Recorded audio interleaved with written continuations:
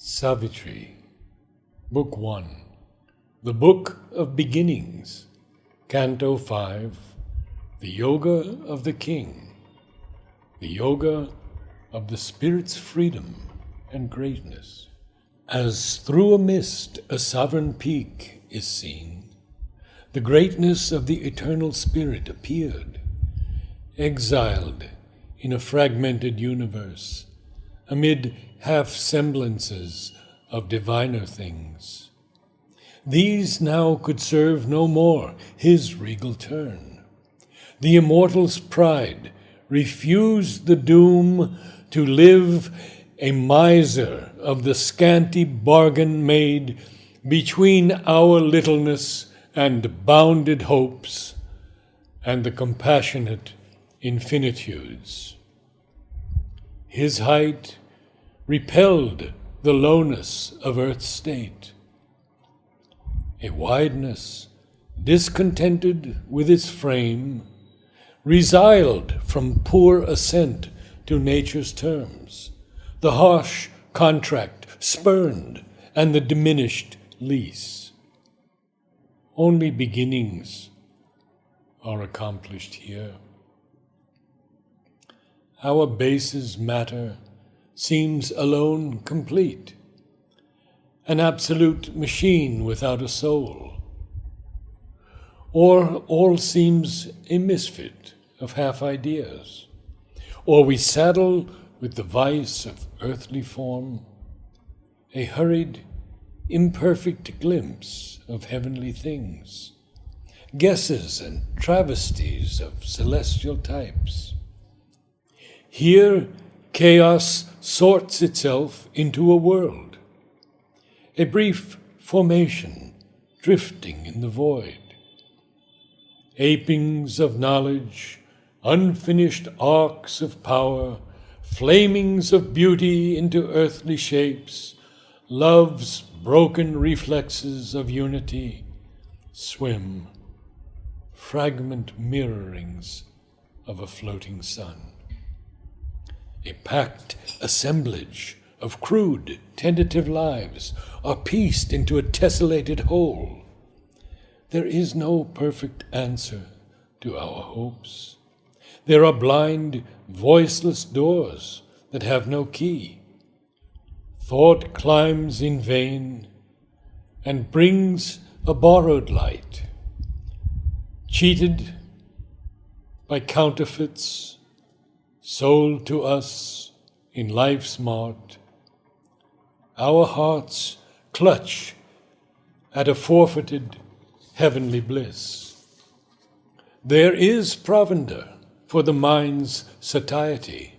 There are thrills of the flesh, but not the soul's desire. Here, even the highest rapture time can give is a mimicry of ungrasped beatitudes, a mutilated statue of ecstasy, a wounded happiness that cannot live, a brief felicity of mind or sense, thrown by the world power to her body slave, or a simulacrum of enforced delight in the seraglios of ignorance. For all we have acquired soon loses worth, an old disvalued credit in time's bank, imperfection's check drawn on the inconscient, and in consequence dogs every effort made, and chaos waits on every cosmos formed. In each success a seed of failure lurks.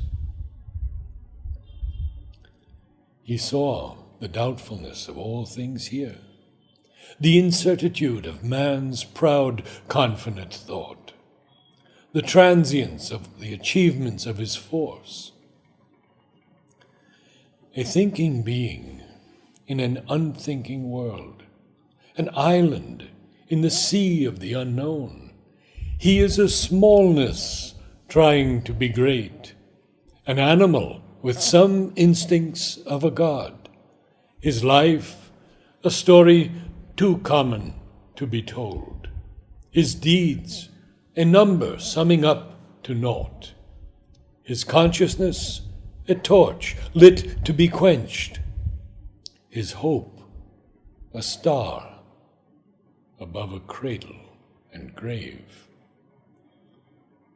And yet, a greater destiny may be his, for the eternal Spirit is his truth.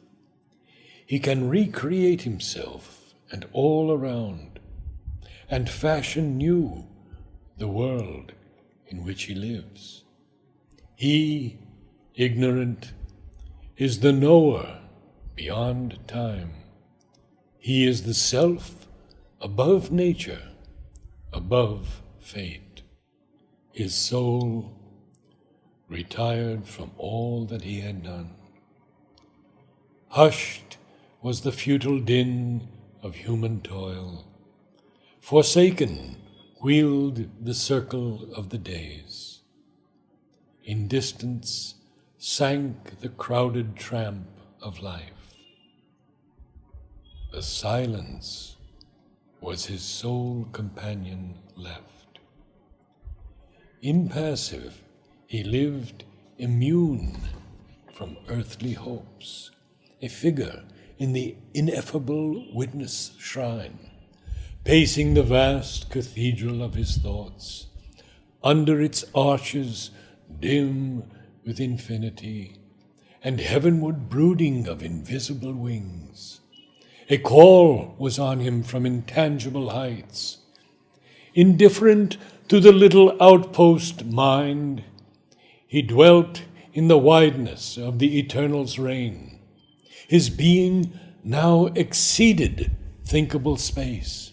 His boundless thought was neighbor to cosmic sight. A universal light was in his eyes. A golden influx flowed through heart and brain. A force came down into his mortal limbs, a current from eternal seas of bliss.